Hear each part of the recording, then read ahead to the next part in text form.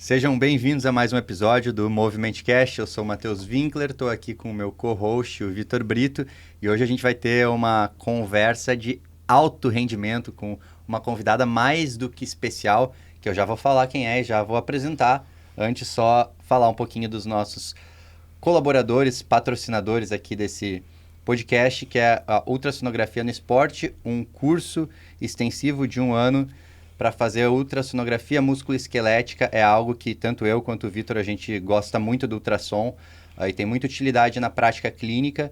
Então, nesse curso é hands-on, se faz também alguns procedimentos. Vai estar aqui embaixo um link para quem tiver interesse, Ultrassonografia no Esporte.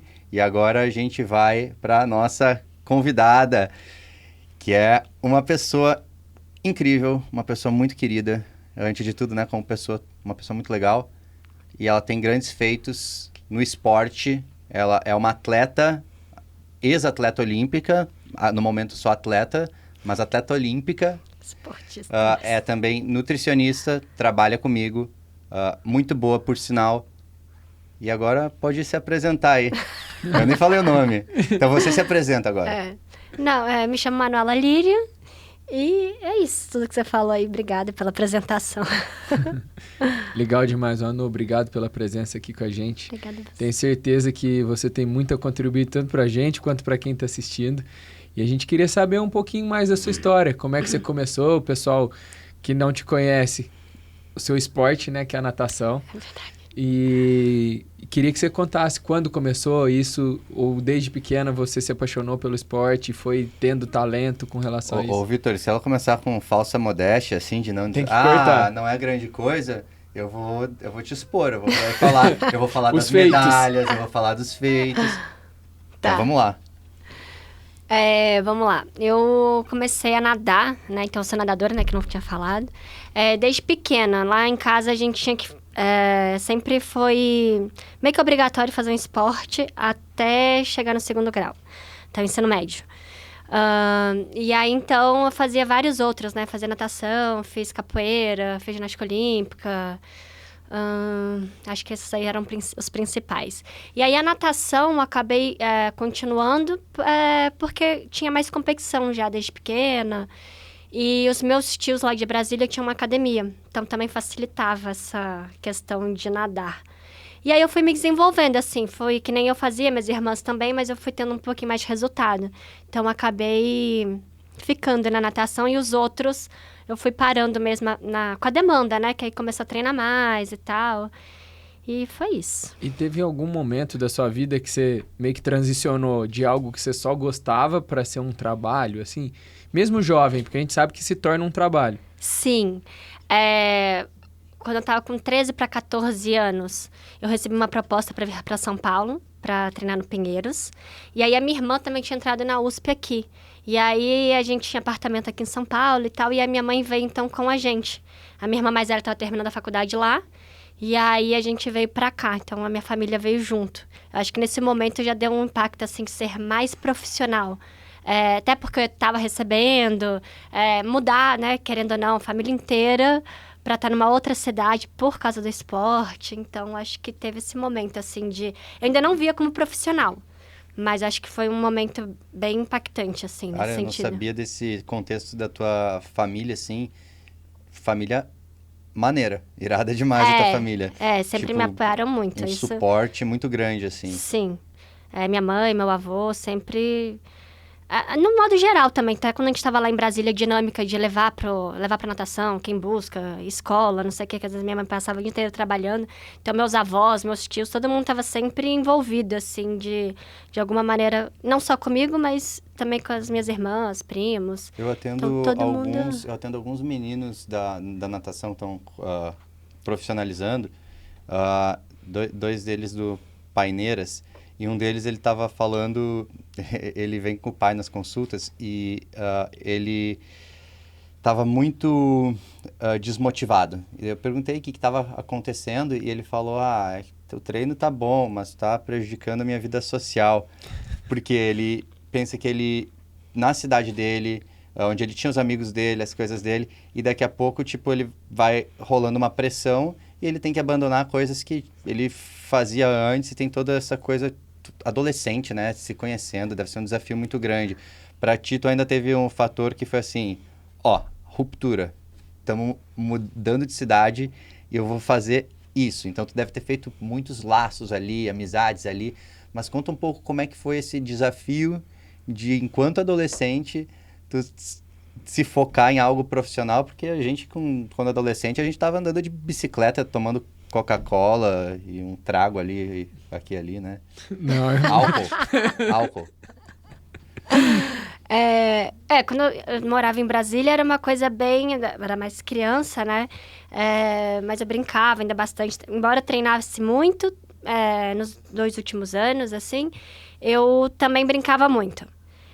Quando eu vim para São Paulo, teve essa... Eu acho que eu também fui muito bem recebida lá no clube. Tiveram, assim, as meninas me receberam muito bem.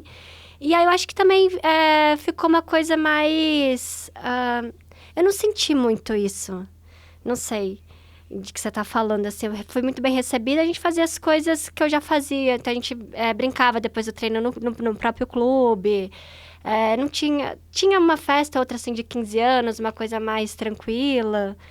Mas não senti tanto essa... E aí deixei, né, algumas coisas mesmo de... Mas eu acho que de sair, de não sei o quê. Mas acho que como eu tava num grupo que todo mundo também deixava de fazer isso, era meio natural. Então, não era uma coisa tão sentida. Então, eu não era tão amiga do pessoal da escola, era mais amiga do pessoal do meu treino. Então, todo mundo com a mesma vida. Então, tem que treinar sábado, tem que treinar isso, a gente fazia mesmo a mesma rotina. Para mim, tem uma frase muito boa que a inveja, ela começa com uma comparação. Então, a partir do momento que você andava só com as suas amigas do clube, você não tinha como se comparar, porque a vida era igual à sua. Então, você não tinha inveja do que estava fazendo. Estão saindo hoje e eu não vou poder sair. Né? Então, talvez isso tenha facilitado e eu tenho certeza que a influência da sua mãe, da sua irmã, deve ter sido super importante para que você também não sentisse essa falta. Porque Sim. muitas vezes eu vejo até na minha família, assim, a forma como meus pais lidam com a situação e eu me vi como você falando que talvez não sinta tanta diferença porque ela não deixou você sentir também. Então, era sempre um ambiente muito legal em casa, sempre tentava te ajudar da melhor forma possível, te buscando e não deixando aquilo se tornar difícil. Então, talvez voltar para casa tarde e ter que fazer uma comida. Não, sua comida estava pronta lá, então você não se sentiu pior por estar passando por isso. Então, acho que a família tem um super papel ali dentro, né? Com certeza. Para não sentir essa falta, sentir que tá abandonado, que tá triste, que aquilo lá é ruim, que aquilo lá é um trabalho. Eu acredito muito nessa linha de raciocínio. Não, com certeza. Ajuda muito. E todo o suporte... Tem essa parte que você falou e o suporte mental também, assim, né? De te deixar confortável de estar fazendo suas escolhas, né? Acho que isso lá em casa foi muito... Tem um lado bom, assim, de o que você quer, né? Então, você ter essa autonomia, lógico, para as coisas, assim... Você quer realmente isso, né? Não também bagunça. E ter esse conforto, né? De acolhimento, assim, de... Então, é isso, bora. Tamo junto, vamos fazer acontecer. E se não der certo, também tô aqui. Mas né? essa coisa de... Você falou da autonomia, assim, é difícil dar autonomia para uma pessoa jovem e os pais começam a dar autonomia normalmente à medida que a pessoa também se mostra com maturidade, responsável, com autorresponsabilidade. E pelo jeito, para ti, tu abraçou muito bem as coisas e tu não estava dividida no teu desejo de eu quero estar aqui, eu quero estar ali. Você estava aonde você estava e ali você construiu os teus vínculos. Então, deve ter sido muito natural te darem essa autonomia justamente porque você já tinha maturidade e autorresponsabilidade, que é algo que é difícil ter tão novo. E acho que para se sobressair no esporte, tem que ter... Isso é um negócio que eu admiro demais em atletas. Porque você tem que muito cedo desenvolver responsabilidade, resiliência, capacidade de postergar uma recompensa, entender que vão ter dias ruins, aprender a perder, ou nunca aprender a perder também, né? Então, tudo isso, assim, são traços que são diferenciais. Eu tenho certeza que para qualquer coisa que a pessoa aplicar na vida, essas características, ela vai se sair bem. Sim. E é engraçado, você tá falando isso e eu tô começando a perceber mais isso que você tá falando agora do que na época que eu nadava mesmo. Era tão natural, assim, eu tenho que fazer porque eu tenho que fazer porque eu quero e quero chegar em tal lugar. Então, essa parte, você tá falando da resiliência, do altos e baixos, lógico que a gente sabe que tem e passa por isso, né? Mas era tão natural que eu não percebia eu passando por tudo isso.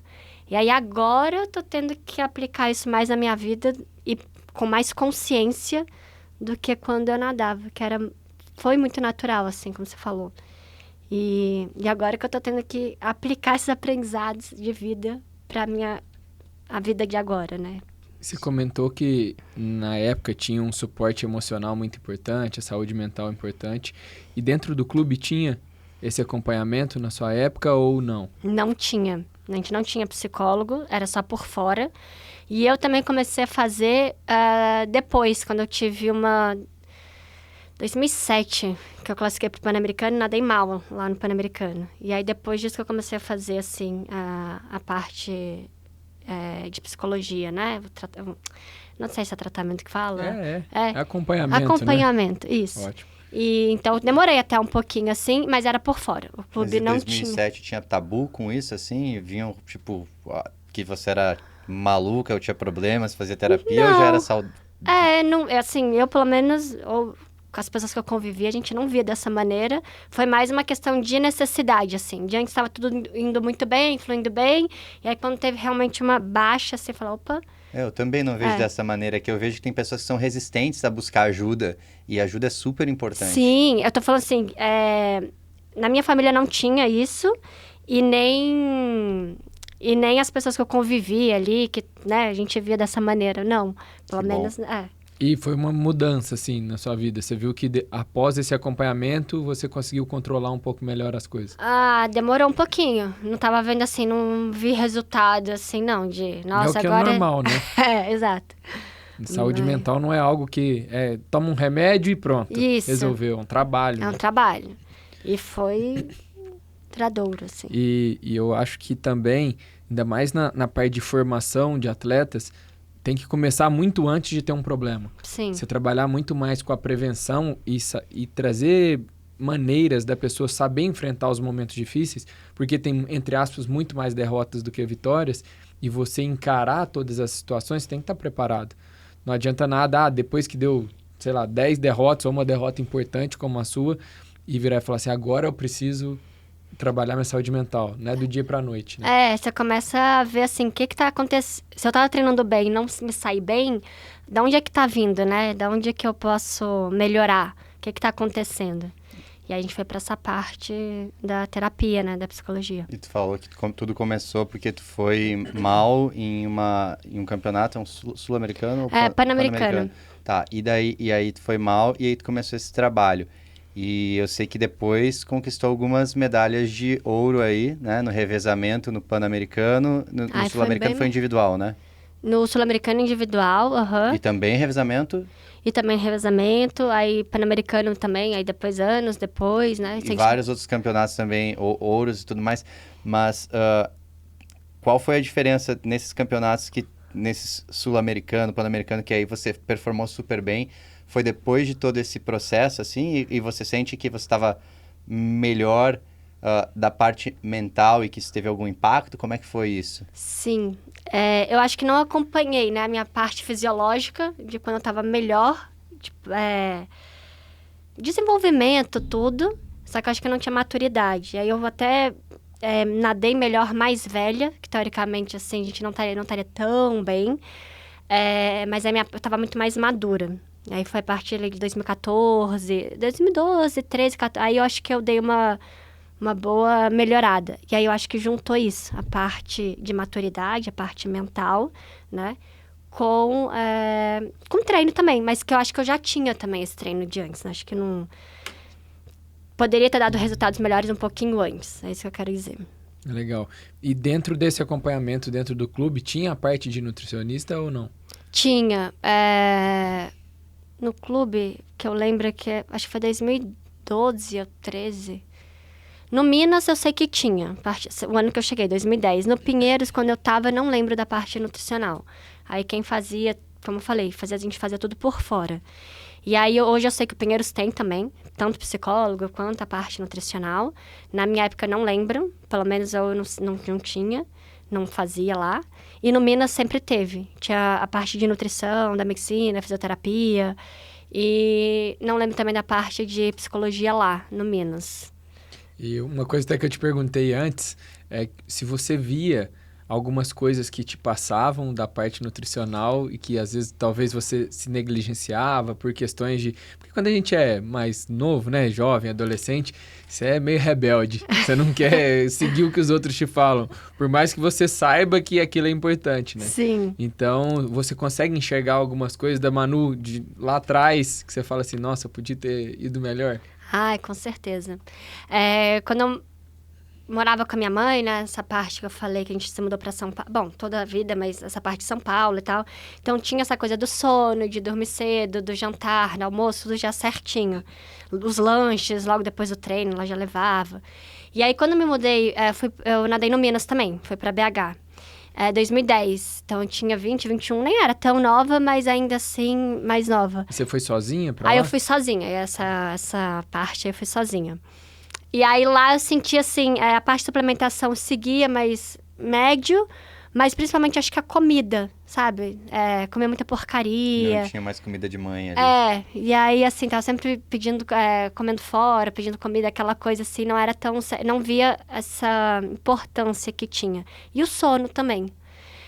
Na época eu estava fazendo faculdade à noite lá, então eu ia treinar logo cedo. Enfim, eu não dava tanto valor para essa parte também do sono, porque hoje a gente sabe que é bem importante, né, para performance. Com E certeza. os profissionais, toda essa área, ela está amadurecendo muito e cada vez mais tanto os atletas quanto clubes estão cientes da importância de todos esses pilares de saúde, né? Que não é só treinar e treinar até o máximo e treinar até sangrar e você vai performar. Tem momento para cada coisa, a gente precisa de um estímulo, de recuperação, tem momento do ciclo que é para estar quebrado. Exato. Uma palavra que o Vitor adora é periodização, né? Tem que ter uma periodização. E hoje a gente tem isso muito forte, mas lá atrás também, há pouco tempo atrás, não se tinha tanto essa cultura de entender isso. Hoje a gente já vê atletas que são jovens, eles já entendem a importância de eles descansarem, de seguirem. Às vezes eles querem fazer tudo meio porra louca mesmo, mas o pessoal tá pegando no pé deles, né? Uma coisa que eu bato bastante, além da alimentação, obviamente, é a questão do... E eu acho legal que os pais têm essa coisa da alimentação muito... Quando eu atendo atletas mais novos, vem com os pais na consulta. E aí você vê assim, não, mas eu falo pra ele fazer tal coisa, não sei o quê. Então, os pais têm essa coisa da alimentação bem clara.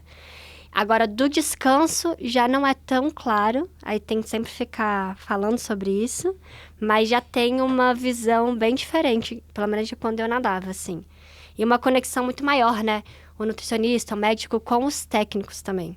Então, Isso é muito legal, esse negócio da periodização. Então, assim, você entender parte da nutrição, da medicina, de como é que tá com o treino. Então, agora é para estar mais cansado mesmo, agora não. Como que a gente vai entrar com a parte de suplementação para recuperar melhor? Então, isso é bem legal. Manu, e em que momento da sua vida, da sua carreira, que você falou assim, eu preciso ter uma faculdade, eu quero fazer uma formação... Alguma coisa te chamou a atenção? Você conheceu alguma pessoa que incentivou? Na verdade, fiz várias faculdades, só que eu terminei só a nutrição. Caraca, não sabia, que legal. Eu sempre quis ter uma formação, assim, com certeza. Então, eu comecei com a veterinária. Mas aí não dava, né? Porque era integral, então, assim, com a questão de treino e tal. Então, eu não segui muito tempo. Aí, quando eu fui para Minas, eu comecei fazendo ADM lá. Fiz um tempo.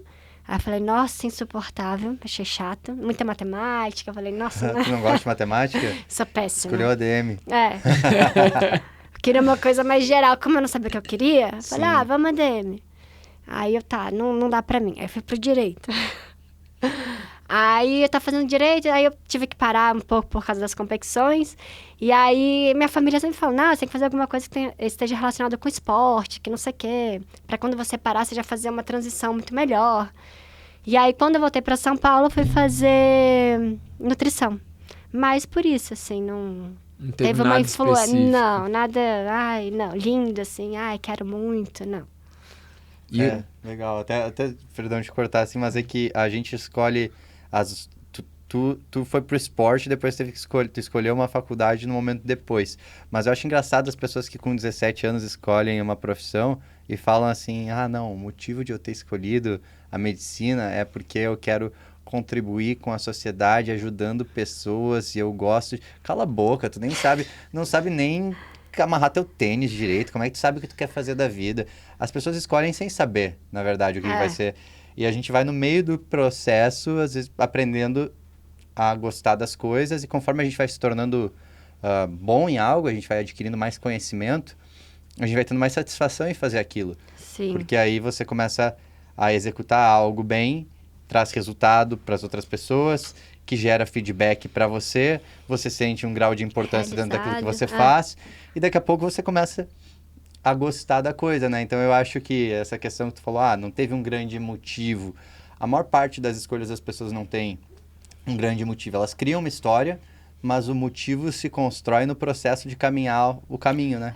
E essa foi uma dificuldade minha, de querer achar já um negócio que eu me sentisse... Igual eu tinha com a natação, né? Uma coisa... Puta, eu gosto disso aqui. Então, eu fui fazendo faculdade não tinha essa realização, até porque ainda estava no processo de fazer. Então, eu fui mudando muito. E até com a nutrição não foi diferente. Falei, nossa, será que é isso? Falei, bom, sendo ou não sendo, agora vou ter que seguir isso aqui até o fim, entendeu? E agora vamos. E é isso. Se daqui a 10 anos falar, nossa, não quero mais isso, aí tudo bem. Testei, vivi, e agora quero mudar. Mas é o que você falou, e achando dentro do que eu escolhi a realização que aos poucos até tô sentindo, isso que você falou, de impactar. A gente até tem uma paciente comum que é uma que me traz bastante satisfação, assim. Vou ver ela amanhã. Um beijo. O legal de atleta ter vivido isso já, talvez você vê a importância agora do seu papel contribuindo para essas pessoas. E também você conseguiu conciliar, porque a nutrição poderia ter te jogado para dentro de um hospital, trabalhar com pacientes hospitalizados ou só com emagrecimento, talvez. Mas você seguiu algo que você já gostava e talvez o seu meio da natação te gere ainda mais desejo de continuar a buscar novos pacientes, trazer novas coisas, pesquisar novas coisas. Sim. Para ser bem sincera, eu terminei a nutrição e tal, e eu também já tinha parado de nadar. Falei, nossa, eu não quero nada com esporte relacionado. Fiquei meio assim. E aí, tanto é que eu fiz minha pós em clínica. Que não, teoricamente, eu não ia trabalhar com atleta. Embora eu tinha começado para trabalhar com atleta. E aí, quando eu terminei, eu falei, nossa, não quero, tipo assim, para outro lado. Só que, quando eu fui começando a atender, o que mais estava vindo, até lá no Olimpo também, foi a demanda de atleta. E eu gosto, eu amo esporte, fazer, praticar. E aí eu falei, não. E eu fui me encontrando dentro disso também.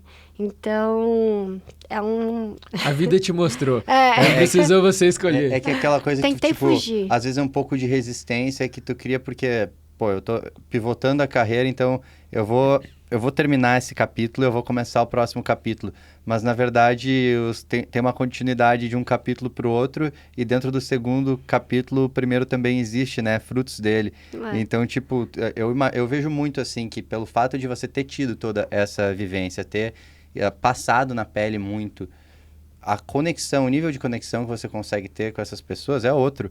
Você tem uma compreensão muito para além simplesmente de um cálculo técnico, de gasto, não é só conhecimento técnico, existe uma soft skill, people skill, né, tipo, a capacidade que tu tem de se conectar, de sentir, de ser empática com o paciente, sabe?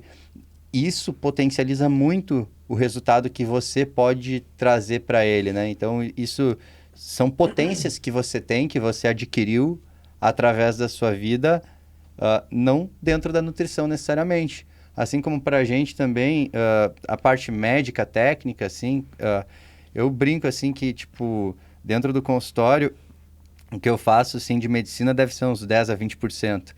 Porque o resto, tipo, a grande coisa é a interação com aquela pessoa e para isso eu não trago só o Matheus médico, eu trago toda a minha bagagem enquanto ser humano para entender outra pessoa, Sim. a realidade dela e o que eu posso fazer por ela naquela realidade. Então, pô, olhando para tua história agora, é muito fácil olhar daqui para trás, né? Do presente para o passado. Eu penso, nossa, a Manuela tinha que trabalhar, trabalhar com atletas. Óbvio, né? Mas durante o processo, tipo, não fez tanto sentido várias vezes, porque devia ter essas dúvidas todas, assim, né? Sim.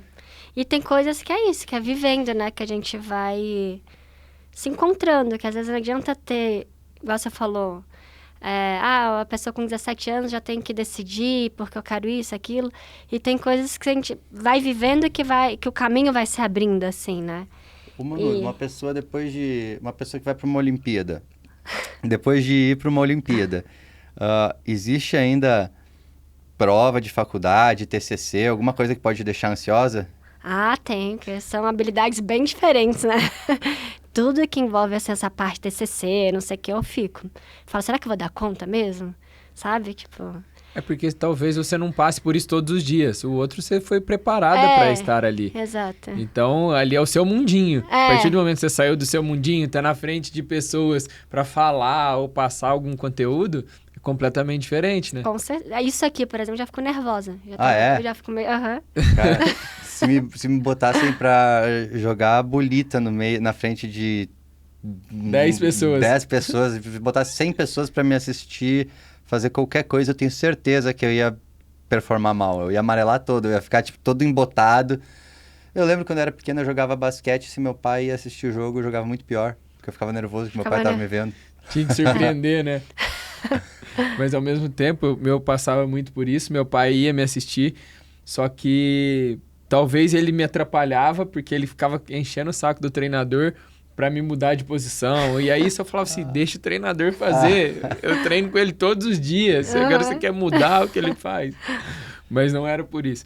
Mas eu acho que na vida a gente consegue transmitir o que a gente quer se a gente passa a nossa verdade. Quando você trabalha com o público que você gosta, que você já esteve do outro lado, você consegue transmitir a verdade e a outra pessoa também recebe.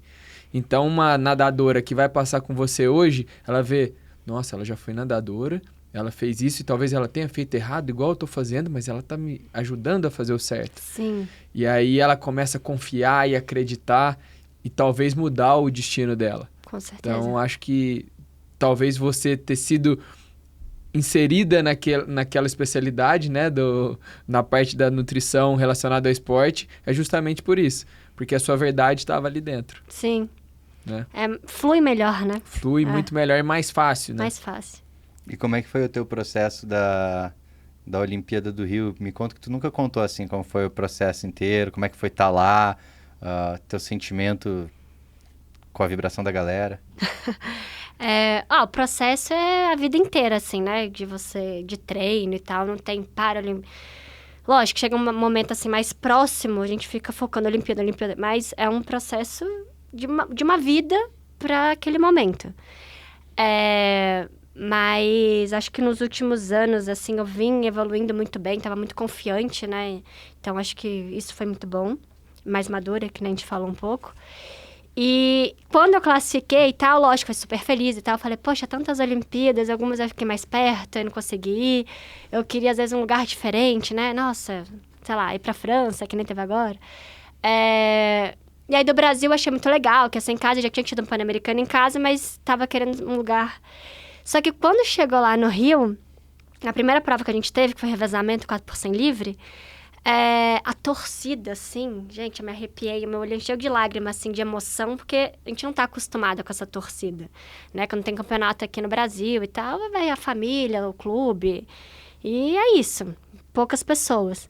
Então, ter aquela torcida, aquela energia ali, foi algo que eu nunca tinha vivenciado. Então, foi muito emocionante, fico muito grata, né? Que antes o meu pensamento era o contrário, e hoje eu falo, putz, acho que foi a melhor que eu podia ter ido. E como é que é o dia a dia ali dos dias das Olimpíadas? você chegar no lugar que vocês vão ficar alojados? Conta pra gente um pouquinho para matar essa curiosidade. Tá. Na verdade, é bem parecido com o Pan-Americano, né? Então, a gente tem a parte, assim... Então, eu já tinha vivenciado isso de uma maneira menor. Era a minha primeira Olimpíada, mas é muito parecida a dinâmica. A gente tem o que a gente fala que é a Vila Olímpica. Então, tem todos os prédios de vários países. Então, tem lá o time Brasil, então vai ter todos os esportes, tudo ali. Aí tem refeitório, tem várias áreas. Então, a gente já chega, já vai pro nosso, é dividido por quarto. Então, geralmente, coloca as meninas que vão nadar mais ou menos os mesmos dias, perto, tal, no mesmo andar, no mesmo quarto. E a rotina é mais ou menos o que a gente já fazia aqui. Então, acordar, vai pro refeitório, come, vai pro... Aí tem os ônibusinhos, né, que tem pra onde você vai. Então, no nosso caso, era pro parque aquático. Então, isso não mudava muito do que você faz aqui, só muda o lugar, vamos dizer assim. Mas a rotina é meio que a mesma. Acorda, vai treinar, volta, reconhecimento de piscina. E tinha interação com as outras delegações de outros países ou não? Vocês ficavam basicamente só o time Brasil ali? Eu, assim, particularmente, era... Só no mundinho. Só no meu mundinho, mas assim, você vai pra parte de jogos, se tiver alguém lá, você pode interagir. Na piscina, às vezes você conhece pessoas de campeonato que a gente vai dar um oi, tchau. E no refeitório você acaba vendo as pessoas de outros esportes. Eu lembro que duas pessoas que me marcaram muito, que eu fico assim de não ter tirado foto, era o Nadal e o Djokovic. Djokovic eu tava naqueles ônibusinhos... Não fala isso, que o Vitor, ele chora. O Vitor é fãzaço de tênis. Eu sou também. Vitor, tu tá triste por ela agora, né? Se fosse eu, teria sido diferente. Tô brincando. Não, mas é que eu fiquei com vergonha, sabe? Com vergonha, tipo assim, tá incomodando. E o Nadal tava, tipo assim, já tinha comido, nem tava comendo, ia lá, me tira uma foto. Não, tava saindo assim do refeitório, já tinha deixado a bandejinha dele, então não tinha nada demais eu tirar, acho. Eu acho que não tinha também, porque uma coisa é, tipo, tu tá na rua e uma pessoa te aborda. A outra é, tipo, na Vila Olímpica, um outro atleta olímpico te aborda, assim, tipo, eu ia ver obrigado com respeito por mim, consideração. E assim, tem né, a gente tem essa admiração. Então, teve esses dois fatos. Então, tem isso, de você ver as pessoas e tal. Mas e você falou que ficava assim, focada no teu mundo. Eu acho isso, assim, pensando, assim, no contexto de competição, super saudável para não tirar o foco realmente do que importa, que é ganhar aquela competição. Não é que você não é amigável, educado ou qualquer coisa, né? É tipo, vocês estão ali competindo e tipo, eu acredito, se eu fosse de algum time, de alguma delegação, se eu estivesse lá pelo Brasil, vamos supor que eu seja um atleta olímpico, e alguém viesse falar comigo, por mais que o cara fosse meu amigo, assim, um cara que eu gostasse, eu ia pensar, cara, eu vou entrar na mente desse cara aqui, porque ele tá querendo entrar na minha mente. Eu não vou deixar ele entrar na minha mente, eu entro na mente dele antes.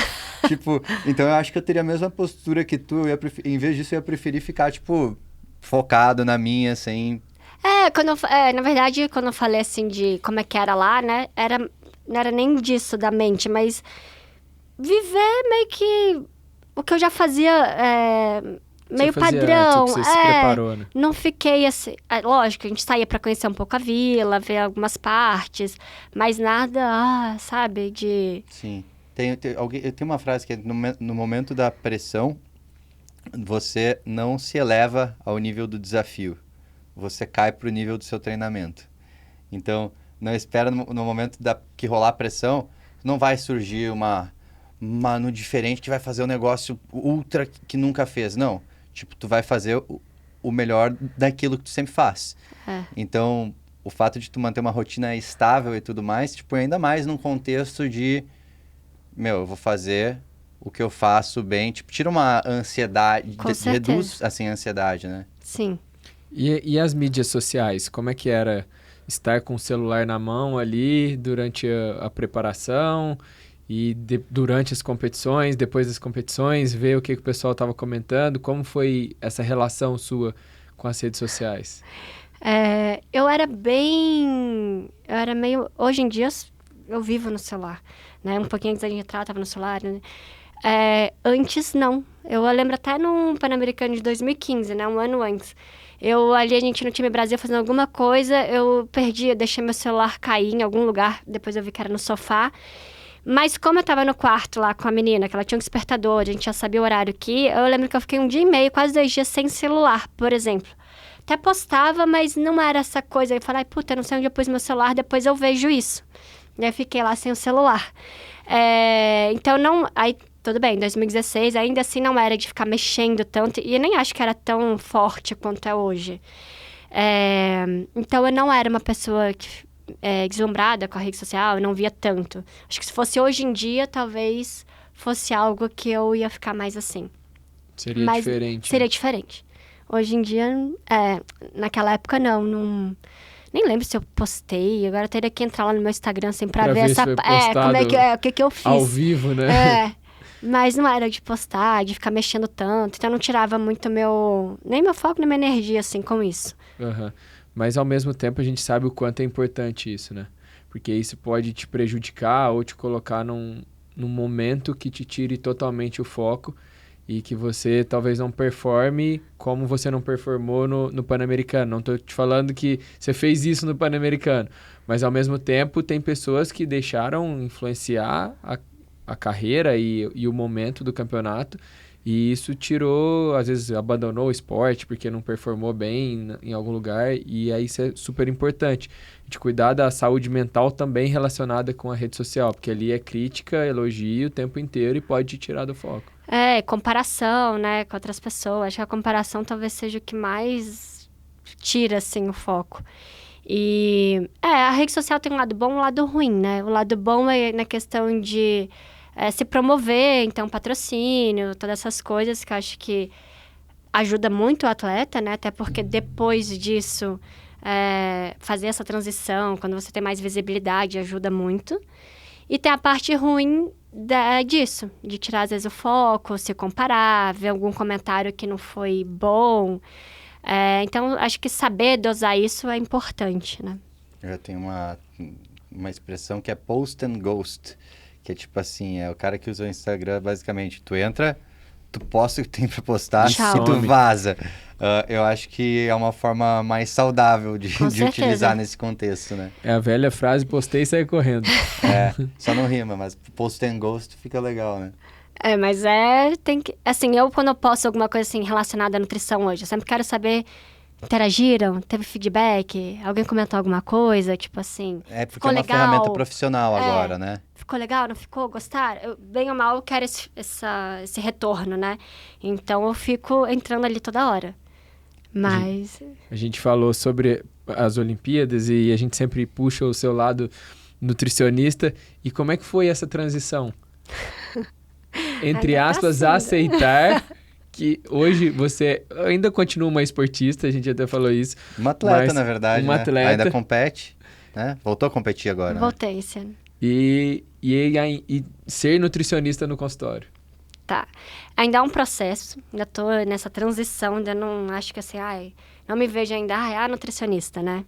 É um processo, acho que bem complicado, porque eu acho que tem essa coisa do propósito, que eu acho que eu tinha muito claro quando eu nadava, do objetivo e, sabe, parece que era mais fácil, não sei.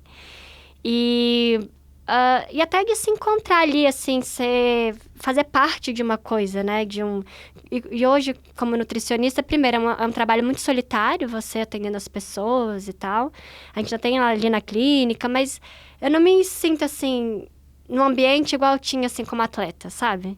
Eu acho que tem essa parte também. E hoje em dia, como o Matheus falou, eu tô me encontrando mais nesse sentido de... Quando você vê você fazendo um benefício para uma pessoa, mas pequeno, alguém te dando algum retorno assim, foi legal isso aqui, isso me traz uma satisfação, que eu tô vendo assim aos poucos.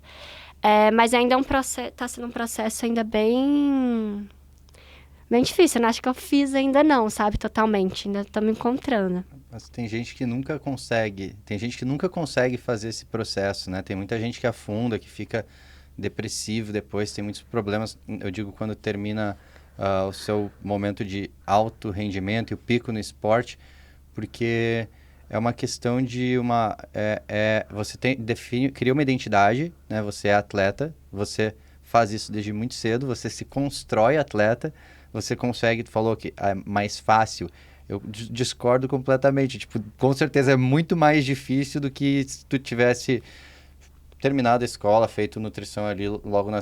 Nossa, teve desafios, atleta olímpica. Foi, tipo, a nata da nata do esporte. E, tipo, isso é um grande feito. Disciplina pra caramba. Enfim. Mas o lance é que nesse contexto você tem muito claro, o que eu tenho aqui de ápice é ir para uma Olimpíada, você consegue enxergar os passos, né? Você foi treinado, isso foi martelando na tua cabeça. E daí do nada tu tem que matar essa identidade para dizer agora eu vou me tornar uma outra coisa e eu vou ser reconhecida por outra coisa que não é isso que eu fiz até agora. Então, tipo, é extremamente... Eu não consigo imaginar uma pessoa que vai passar por isso sem passar por uma fase meio sombria, porque tem gente que não consegue mais assistir o seu esporte na televisão depois disso. Já tem gente que lida de uma forma mais saudável, como no caso, tu pode ter tido todo o sofrimento que teve, mas lida de uma forma saudável, tu ainda ama a piscina.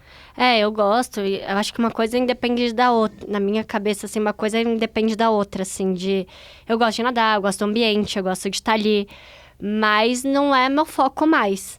Pra mim, a dificuldade tá sendo colocar toda a minha energia na nutrição e como que... Não é só o estudar e atender mais, mas como que eu tô vendo um propósito nisso daqui? Como que eu...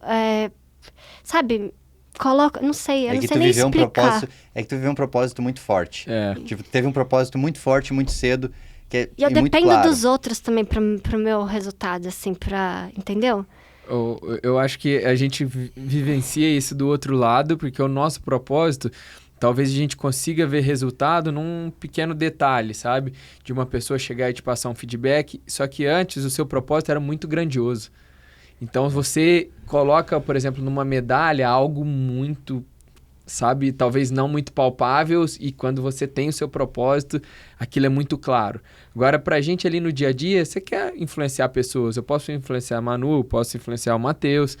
Não tem muita diferença. Então, eu acho que é um pouco mais subjetivo e o outro é muito mais objetivo. E aí, você entender... tentar tirar o foco da medalha e colocar só num paciente chegar pra você e falar assim, obrigado pela orientação. Porque eu acho que não tem assim, né, que um é maior que o outro. Não, sim. Né? Mas eu acho que isso você define muito bem, assim, um ser mais objetivo e outro mais subjetivo, né? E eu acho que isso é bem interessante que você trouxe, porque é isso, que no final do dia você tá fazendo a diferença como na vida do outro, né? Eu acho que, independente da profissão, acho que a gente quer sempre ser fator de soma na vida de alguém, seja da pessoa que você tá junto, seja na família, enfim. E dentro da profissão, isso daí que você falou, é isso. Só que até, às vezes, você não é tão simples, né? É difícil. Né? Ainda mais que você viveu quantos anos buscando o objetivo e não o subjetivo. Para ter essa transição é muito difícil. E o Matheus falou uma coisa muito legal, que é sobre alguns atletas que não querem nunca mais ver aquele tipo de esporte. E às vezes mudam sua composição corporal, saúde vai embora, saúde mental também está totalmente relacionada. E você parece, na minha percepção... Tem muito problema com droga também, né? Porque coloca coloca como a desculpa, né, ou tentar buscar alguma solução através da droga, aquela felicidade. Porque muitas vezes tem adrenalina de estar numas Olimpíadas e aí nunca mais vai sentir aquilo, porque estar no consultório é normal. Não tem ninguém ali vibrando, tá ali tranquilo, tipo, talvez não tenha motivação. A Manu teve que tomar o vinho mais caro, mais top, por algum tempo. E aí daqui a pouco, toma agora o vinho normal aqui da galera. E é gostoso também. Não, porque assim, mano, tipo, eu com 17 anos, eu tava preocupado em... O que eu tinha que fazer? Entrar no vestibular. Tá, estudo e entra no vestibular. Quando eu pensei, nossa, eu sou o cara, eu sou o rei do mundo, passei no vestibular. Daí tu começa a faculdade, tu vê, nossa, eu sou um lixo, né? Eu não sei nada. E aí, vai amadurecendo, tá prestes a se formar, porra, eu vou virar médico, que massa. Tô super realizado. Daí tu começa, cara, mas peraí, o que eu vou fazer da minha vida dentro da medicina? Que tipo de gente eu vou atender? Não, então eu vou fazer residência. Então tu põe o foco. Pá, tem isso daqui, tem a prova da residência. Aí tu acha um objetivo. Daí, de novo, tu começa a residência, chega perto do período que você vai terminar a residência, você pensa, tá, mas e aí, cara, onde que eu vou trabalhar? Que perfil de paciente eu vou atender? E começa aquela ansiedade, aquele negócio aberto que você não sabe. E aí, quando as coisas começam a se desenhar e tu começa a ter mais um direcionamento, tu começa a ficar mais em paz porque tu tem mais um objetivo. E aí, ao mesmo tempo que eu tava lá estudando para um vestibular, tu tava treinando para um processo de, pô, fazendo Pan-Americano, coisa, pensando que um dia tu ia ir para uma Olimpíada. Então, tipo, eu não consigo... Eu imagino se eu estivesse na mesma situação, caraca, ia ser... Não sei o que ia ser, mas ia ser doido. A cabeça... Tem um documentário que o Phelps participa, acho que é o Peso do Ouro, que eles falam um pouco disso, dos atletas, e assim, medalhistas olímpicos, campeões, Phelps, né? Entre outros americanos, e eles falam sobre isso, assim, de como esse momento da transição realmente é difícil, porque você vive sua vida inteira dedicada a uma coisa, e outra, você fica lá se achando, não desmerecendo, lógico, você chegou no... E pode se achar, tá? Mas assim, depois do nada, putz, e agora, né? Manu, é nesse documentário do Preço do Ouro que fala do sofrimento psicológico todo do Phelps, depressão e tudo mais? Ele fala um pouco disso, assim, não entra... Porque não é só sobre ele, né? Vem vários outros atletas, né, falando. É que quando eu vi algum relato dele, de depressão dele, não sei onde é que tá isso, se é algum documentário, alguma coisa. Lá ele comenta assim, eu não sei se é o mesmo que você tá falando, mas ele comenta assim um pouco disso, né, de como é que é essa fase de transição, o cara também tava, a gente falou, né, os holofotes estavam todos nele, querendo ou não, negócio de proposta, de não sei o quê. Aí ele comenta um pouco, ele e vários outros. Porra, porque eu penso assim, o Phelps, cara... O Phelps tem problema, eu pensar assim, como é que o Phelps tem algum problema de sofrimento mental? O cara tem uma resiliência, tipo, pra gente, assim, tu fica pensando, como é que pode? E sim, pode, tem muito sofrimento nesse processo, né? E uma pessoa que eu falei recentemente foi o Bruno Fratos. E ele também, né, ele ficou de fora agora dessa Olimpíada, ele nem tentou, na verdade, que ele tava com um problema no joelho, não sei o quê, não ia conseguir treinar pra ir. E aí ele trouxe em alguma revista que ele falou, enfim, mas ele fala assim da resiliência, que às vezes é bom a gente ser resiliente até determinado momento, que às vezes você tem que realmente desistir, que era no caso dele, que já estava a saúde dele, várias coisas, e enfim, achei interessante essa fala dele também, e ele traz isso, assim, como é difícil também esse momento de... Poxa, o cara é medalhista olímpico, tava no momento e tal, e agora... Acabou, tipo assim, nas Olimpíadas já nem tava lá, como que não estão falando ainda da medalha dele, ou de alguma coisa nesse sentido, né? Já estão falando dos próximos, né? Da atualidade. Exato. E você me trouxe uma coisa que eu nunca tinha pensado sobre isso da resiliência. Porque o atleta em si, ele é preparado para ser resiliente o tempo inteiro. Mas até que ponto? Ele não pode olhar e falar assim, perdi mesmo. Agora é hora de eu parar. E não buscar o próximo, o que eu errei... Vamos fazer diferente, vou trocar de treinador. Não, só para. Segue a sua vida, busca outros propósitos, busca estar mais próximo da família, algo que você não teve por muito tempo. Sim. Então, eu acho muito legal isso, faz parte da transição esse pensamento. Faz. Até que ponto a resiliência ela é importante. Porque assim, não se entregar à derrota, mas entender que já passou o seu tempo e agora tá tudo bem, vamos seguir a vida. E que é difícil, né? Muito, essa parte também Muito. Qual que foi o momento pra ti que tu disse, eu vou parar? Foi na pandemia. Eu já tava querendo... Falei, nossa, eu já tava querendo parar já fazia um tempo. Já tava chegando no meu limite. Aí eu falei, já nadei até aqui, vou tentar até 2020. E aí faltava acho que 1 semana e meia pra seletiva olímpica. E aí veio a pandemia, que foi em março, né? E aí ficou nessa, então fechou tudo. Aí, a princípio, a gente ia voltar, sei lá, em 2 semanas. Aí ficava naquela, né? A gente não sabia o que ia ser. E aí, a gente vê que não ia voltar, não sabia nem se ia ter mais Olimpíada. E não teve realmente 2020, né? Foi 2021. E aí eu falei, não... Tanto é que eu ia parar 2020, indo ou não pra Olimpíada, ia ser meu último ano. E aí ficou nessa, não sabia se ia ter ou não Olimpíada. Eu falei, eu não aguento mais. Aí eu formei o clube, acho que era em julho, agosto. Falando assim, eu não quero mais voltar. E até esse momento de ficar em casa, então eu fiquei em casa com a minha família e tal. Quando falavam de voltar a treinar, eu já ficava, ai meu Deus, voltar tudo aquilo de novo, sabe? E o sofrimento era mais porque pela rotina ser puxada? Rotina. Tá, e a questão de o corpo estar respondendo, assim, tu sentia que tu estava ainda no teu auge de capacidade de performar? Como é que... Porque cada vez mais os atletas estão tendo uma vida mais longa no esporte e tendo o ápice da sua performance até mais tarde. Como é que isso estava pra ti? Não, eu treinava super bem, recuperava bem também. Eu acho que o meu problema era mais cabeça mesmo, assim, esse negócio de treinar de manhã e de tarde, todo dia. Tava bem cansada da rotina e da pressão que você tem também. Uhum. De tem que fazer não sei o quê, quanto que eu vou fazer, né? Eu preciso treinar para quanto, para na competição tá fazendo tanto. Então, isso já tava bem cansada. Então, teve, assim, uma sensação de um alívio. Alívio, assim. Ah, que bom. Que, assim, às vezes tem coisas externas que acontecem na vida e que elas são ruins, mas elas, às vezes, facilitam algo que seria muito mais difícil a gente tomar alguma decisão por si, sabe? Por exemplo, sei lá, às vezes a pessoa tem um vínculo que, assim, esse vínculo que ela dá um dinheiro pra ela, paga ok, mas ela é tóxico, não é legal. Mas ela se sente presa àquilo, ela quer largar, mas ela tem dificuldade e tal. E daí entra uma nova gestão no lugar e demite a pessoa. E aí ela abre esse espaço na vida dela e ela se obriga a ocupar esse espaço, né? Sim. Então, às vezes, coisas externas, tipo, pô, veio um Covid e tal,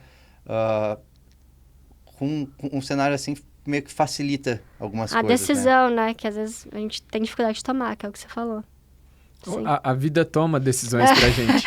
Essa é a realidade, porque se a gente não toma, ela fala assim, não, calma aí que eu vou te ajudar. Vou dar um empurrãozinho. Mas, Manu, eu vejo que na sua vida todas as suas decisões foram muito leves. Eu sinto que você não problematizou muitas coisas, sabe? A gente perguntou sobre, como foi o seu processo de se transformar num atleta? Foi tranquilo. E quando você mudou de cidade? Também foi normal pra mim, era tudo muito certo. E o processo de transição? Tá acontecendo, não é tão difícil. Então, isso pra mim me mostra o quanto você talvez tenha em você mesmo, a sua personalidade, seja uma personalidade leve, que encara as coisas muito bem. E eu tenho certeza que isso te ajudou na sua resiliência durante sendo atleta. Agradece lá a psicóloga de 2007. Eu acho que assim, falando fica um pouquinho mais leve do que realmente Sim. né?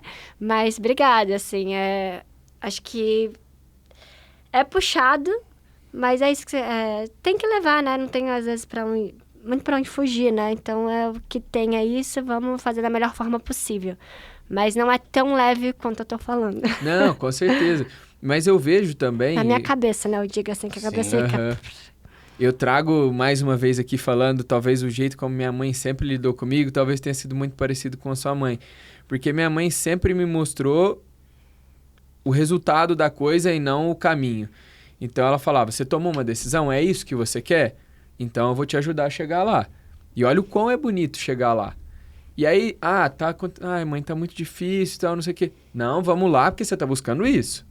Entendeu? Talvez não problematizar tanto faz com que se torne mais leve. Sim. E eu acho que talvez, não sei se vem da sua mãe isso, mas me pareceu ser. E que faz a vida ser, entre aspas, um pouco mais fácil. É muito difícil, é duro. Sim, sim. Muitas vezes eu até ligo pra minha mãe e falo assim, mãe, eu posso reclamar? Posso achar ruim de alguma coisa?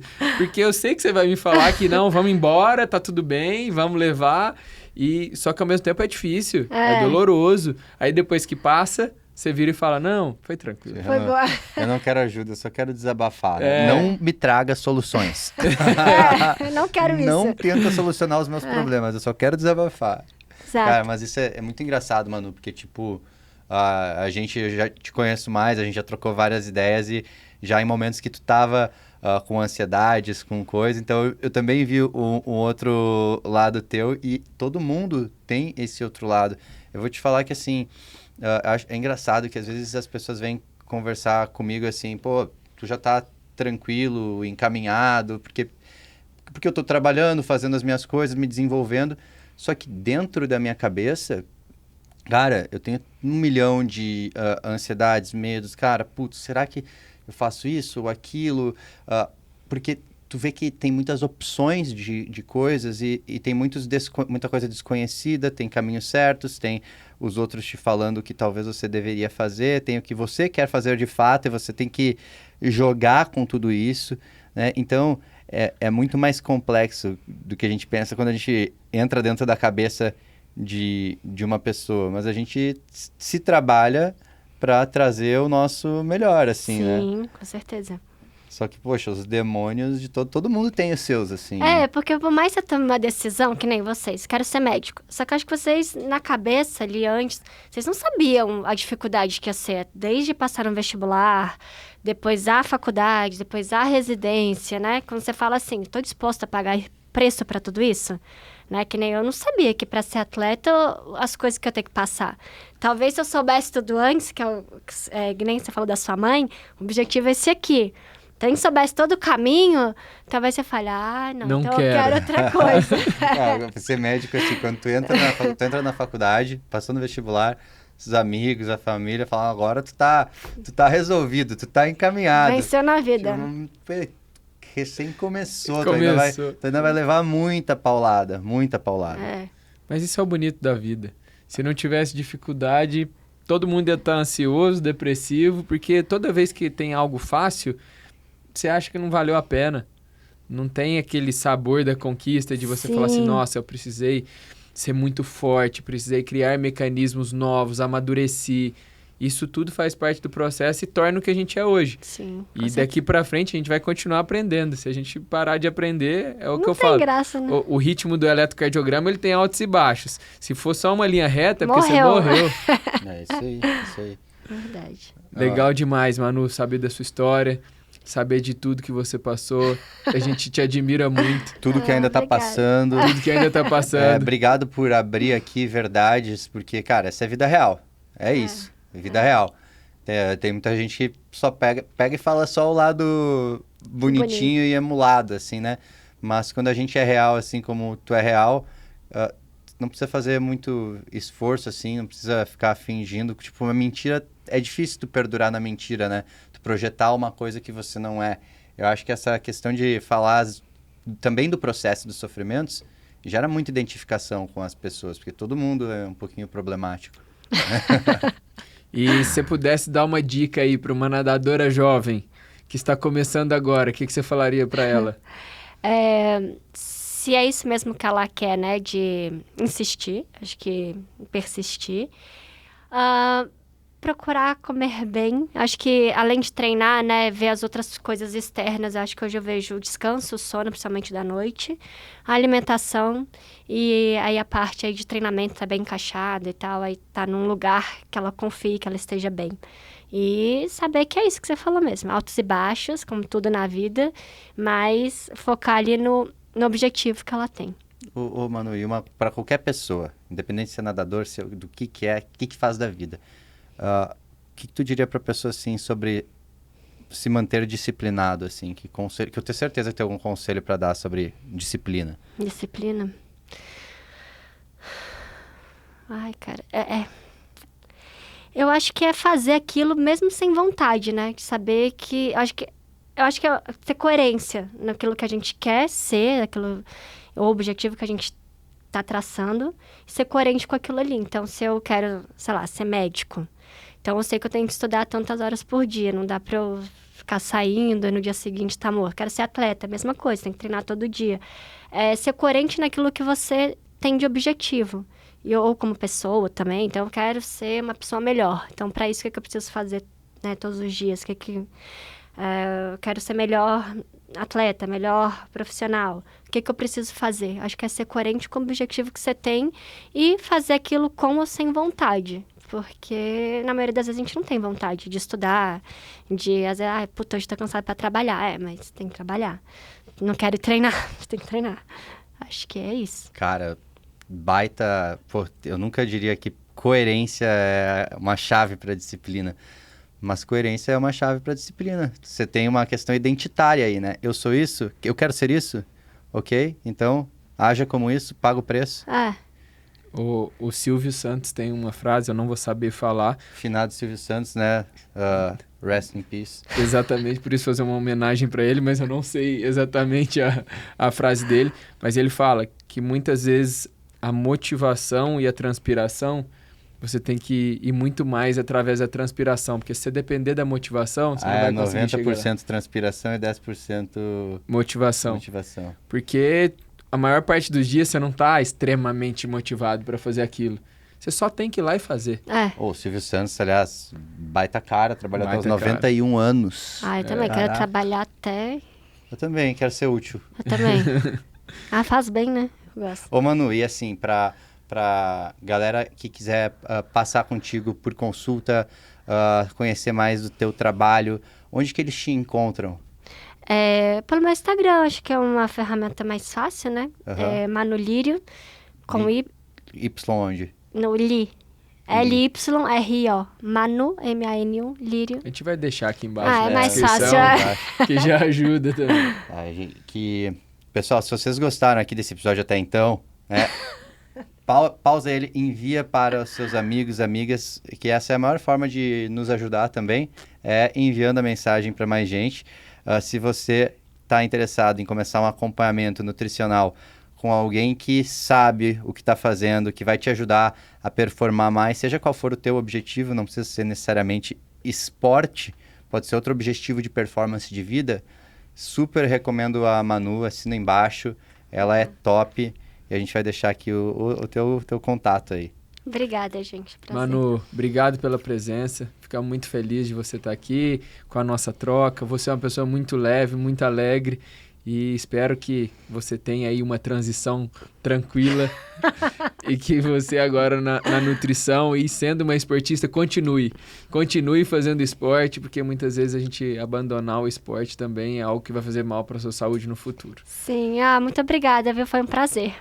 Prazer é todo Legal. nosso. Valeu! Gente, muito obrigado. Aguardamos vocês no próximo episódio. Tchau, tchau.